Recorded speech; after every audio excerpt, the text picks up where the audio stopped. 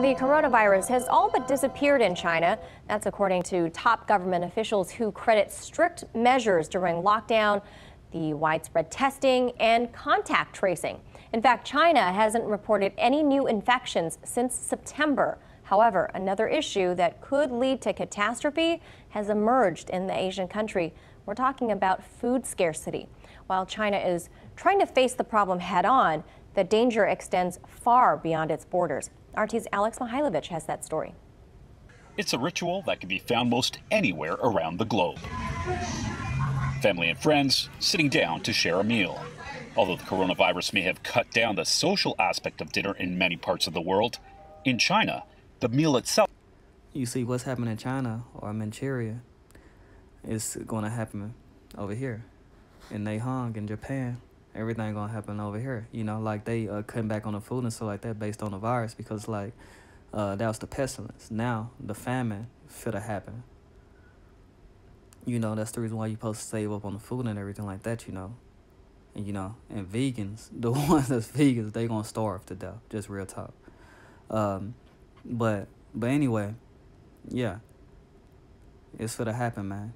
You know, it say, like, Chinese government addresses food waste with clean plate campaign because it's a food shortage and it's going to happen all around the globe, but it's going to happen worse over here in the United States of America or Babylon. Health has also been chopped. Beijing is in the midst of a clean plate campaign.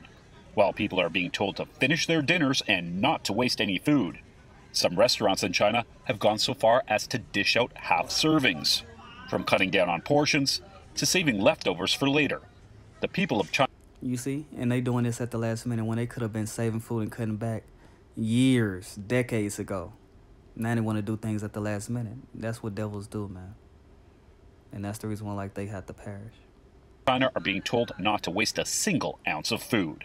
While people seem to be cheerfully going along with the agenda, a harsh reality looms.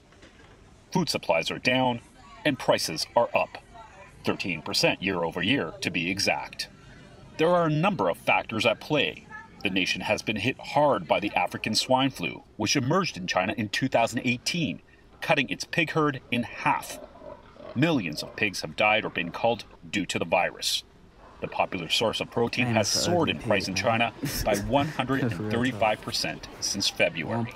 We aren't supposed to be eating pork anyway, so. Floods. The virus has disrupted. Floods and droughts in the country have also affected food supplies, making China more reliant on imports from places like the US and Australia, both countries that currently have tense relations with Beijing. And of course, there's COVID-19.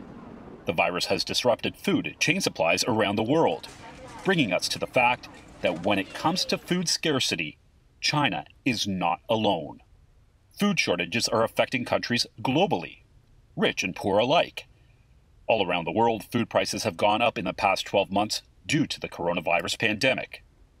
In the US, that equates to a 4% rise in the cost of food during that period. It is also reported that in the United States, now, 1 in 5 families do not have enough to eat, a fact pronounced by growing lines at food banks. You see, I told you it's going to be in the United States of America, but it's going to be worse over here. Watch and see. Around the country. On the other end of the spectrum are poor nations, with ones experiencing violence being the most. You see, nobody shouldn't be living like that, man. Especially like, children.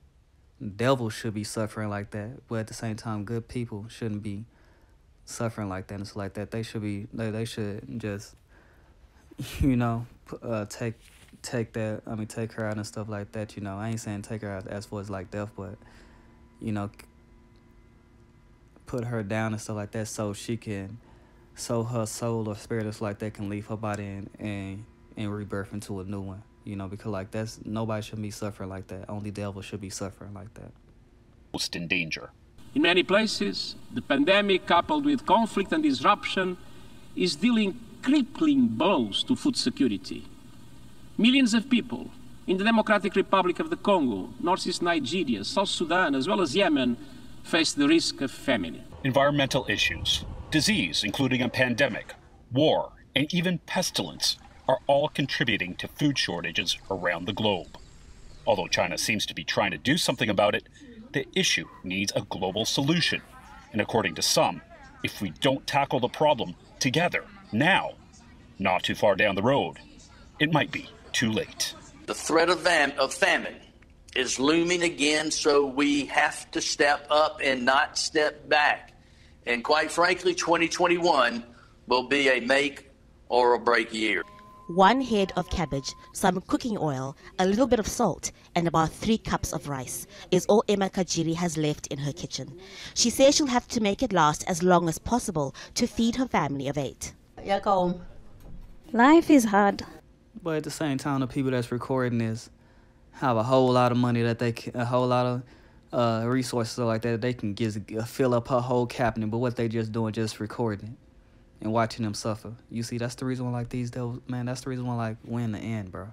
Just real talk, man. The love of most has grown cold. We don't have much to eat. There is nothing good about our situation. We are barely surviving. The UN's World Food Programme says more than 8 million Zimbabweans will not have enough food by December if there's no urgent intervention. That's roughly 60% of the population. Basic goods are now beyond the reach of many people. Growing enough food is not an option for some. Years of droughts, the economic crisis, rising unemployment, soaring inflation, and now coronavirus have hit. You see? Because majority of our people is under the curses. We under the curses, as it say like in Deuteronomy 28. It say you're going to be able to grow the food, but you ain't going to be able to reap it. Because the sun gonna actually like kill it and stuff like that with the massive amount of heat and the upgrading of the DNA on the planet. So yeah, that's the reason why it's always good to stock and save and everything like that, you know, because you can't depend fully on like your little home gardens and stuff like that, you know. That's the reason why like after the flood, like the nutrients of the earth, so like that, some of it was depleted. That's the reason why like after the flood and stuff like that, it was okay to eat like fish and different things. Fish and lawful animals and everything like that had certain nutrients, that certain stuff, you know, supply. Anyway. Families hard. Millions across the country are struggling in both large cities and rural areas. Desperate families like Emma Taurai's are eating less.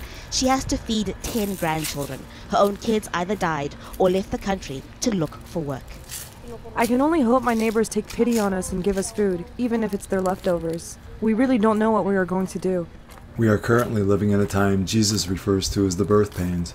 We are fast approaching a time known as the tribulation, that Jesus says will be the worst time in human history, as we read in Matthew 24:21. For then there will be great tribulation, such as has not been since the beginning of the world until this time, no, nor ever shall be.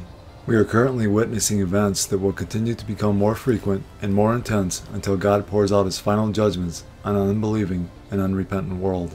One of the judgments described in the book of Revelation includes the price of food being so high and scarce that it will cost a full day's wages just to barely get enough to eat, as we read in Revelation 6:5 and 6. When he opened the third seal, I heard the third living creature say, "Come and see." So I looked, and behold, a black horse, and he who sat on it had a pair of scales in his hand. And I heard a voice in the midst of the 4 living creatures saying, "A quart of wheat for a denarius, and 3 quarts of barley for a denarius, and do not harm the oil and the wine." In this prophecy, it will cost a day's wages just for a loaf of bread. We are not in the tribulation period yet, but we are getting extremely close. Luke 21:25. And there will be signs in the sun, in the moon, and in the stars, and on the earth distress of nations, with perplexity, the sea and the waves roaring. One of the many signs we are living in the last days right before the return of Jesus Christ is nations will be in a state of perplexity or uncertainty over what to do in a difficult situation. This is exactly what is happening in our world today. To that chilling bust in Michigan, 13 suspects, members of a militia. But anyway, like I didn't want to go that deep on this, just showing you that the famine is coming soon. Yeah, be safe, stock up on your food, and watch for the signs that's in heaven and on earth. Much love.